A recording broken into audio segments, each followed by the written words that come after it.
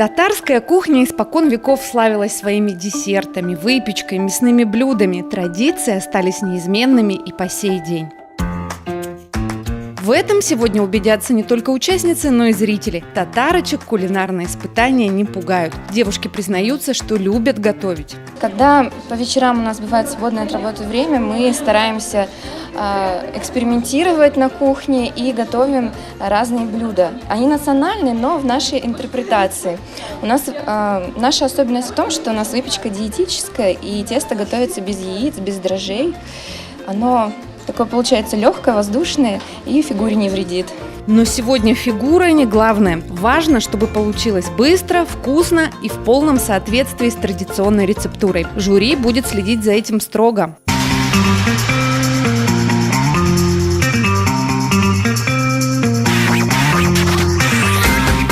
Начинаем с азов. Тесто для традиционной татарской лапши такмач. Казалось бы, что может быть проще. Однако и тут есть свои секреты. Их помогут раскрыть участницы общественного движения татарских женщин Ак-Калфак.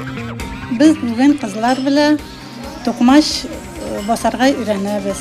Tokmaçka gerek bir kukey, un и tuz. Kuşabız da şunu komar yasayız. Комарны жаябыз да мотор гына иттереп кисәбез токмач.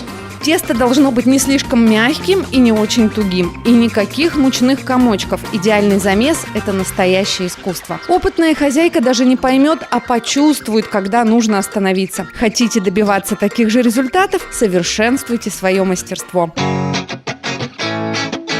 Пришло время взять в руки любимый инструмент многих хозяек – скалку. Тесто для лапши не должно быть толще листа бумаги. Для этого понадобится немало физических усилий.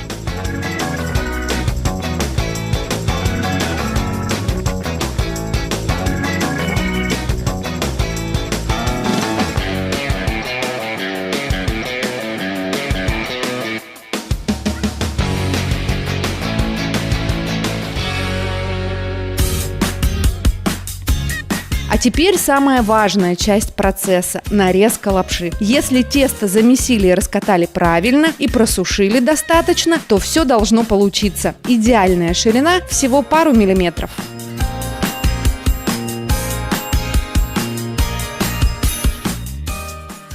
Кызларга иң кирәкле, иң мөһим кулинар этап булды. Без бәләкәйдән үк инде кечкенәдән үк тукмаш кисергә, ашлап пешерергә өйрәнгәнбез. Һәм шуларны без бүген инде менә жюри әгъзаларына күрсәттек. Төрле дәрәҗәдә кемнеңдер калынрак килеп чыкты, кемдер нәзегрәк, кемдер тизрәк бетте, кемдер җайлап кына эшләде. Үзебез дә без барыбызның да килеп чыкты дип әйтә алам. Без кызлар, булачак әниләр, булачак дәү әниләр ашлап пешерә белергә тиешбез. Жюри одобрительно кивает. Видно, что дома к этому испытанию они готовились. Одни как минимум пару дней, другие – долгие годы. Помог, конечно же, опыт. С этим сталкиваемся почти каждый день дома при готовке супа для родных, близких.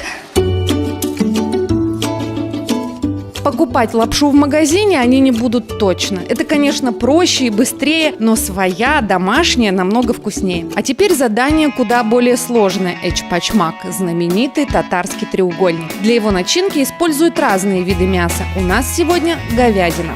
Biz bugün Tatar kızları bilen işpişmak yasayız. Berengiden 200 türlü rizet yasarga bular. Şularның bir türü bulup işpişmak yasar için bizge it, soğan, komar kerek bulacak.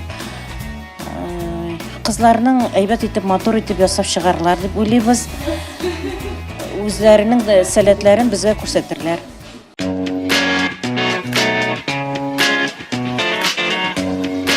Картофель, лук и мясо нужно нарезать кубиками примерно одинакового размера. Кстати, считается, что именно у татар русские давным-давно позаимствовали идею класть в пироги сырую начинку. Ни в одной европейской кулинарной традиции это не принято. А пока участницы конкурса завершают свою работу, мы расскажем о других интересных фактах из истории кулинарии.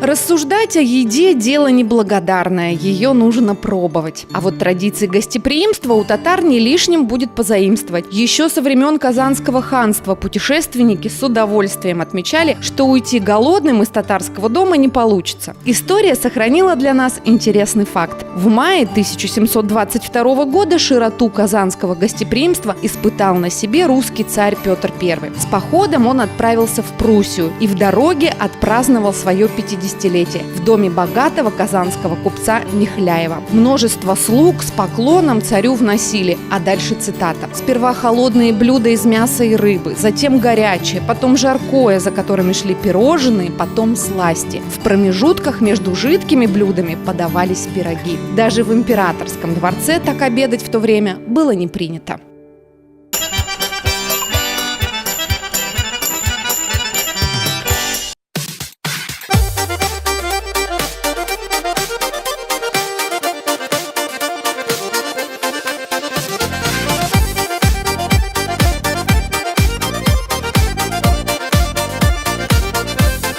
Красивое блюдо способно возбудить аппетит. Помня об этом, участницы конкурса стараются, чтобы их треугольники получились не только вкусными, но и красивыми. У каждой свой фирменный шов. Во многих семьях способы лепки теста передаются от одного поколения другому.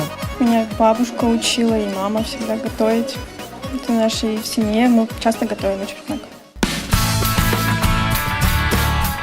Сейчас самое время отправить пирожки в печку. И пока они будут томиться в духовке, девушки представят на суд жюри свое домашнее задание. Каждой из них досталось по одному блюду. И чего только они не приготовили. Коштиле, белиш, губадия, чак-чак, кыстыбый. В 5 утра встала специально, чтобы были свеженькие, горячие кыстыбушечки. Но возникли непредвиденные такие проблемы. Закончилась мука, пришлось искать круглосуточный магазин. Искала муку, потом мне пригорела каша. Очень долго мучилась, очень долго психовала, все было очень тяжело. Я думала уже не пойти даже на этап. Очень сильно расстроилась, но взяла себя в руки, испекла и вот тут оказалась. Умение не сдаваться и до последнего идти к победе – еще одно важное качество татарочек. Возможно, поэтому у них все получается. Эчпачмак источает нежнейший аромат. Лапша выше всяких похвал. Некоторые наши участницы делают это уже очень давно и, видимо, очень часто, потому что по той манере нарезки, которую они сегодня продемонстрировали, мы понимаем, что уже, наверное, не одни килограммы лапши были нарезаны. Это очень радует, потому что ведь в том числе и через кулинарные традиции передаются традиции семьи, традиции всего народа. Этот красивый, сытный, вкусный стол участницы конкурса приготовили сами. Большинство из них поварами, конечно, не станет, а накормить свою семью и достойно принять гостей, безусловно, получится у каждой из них. Но не хлебом единым.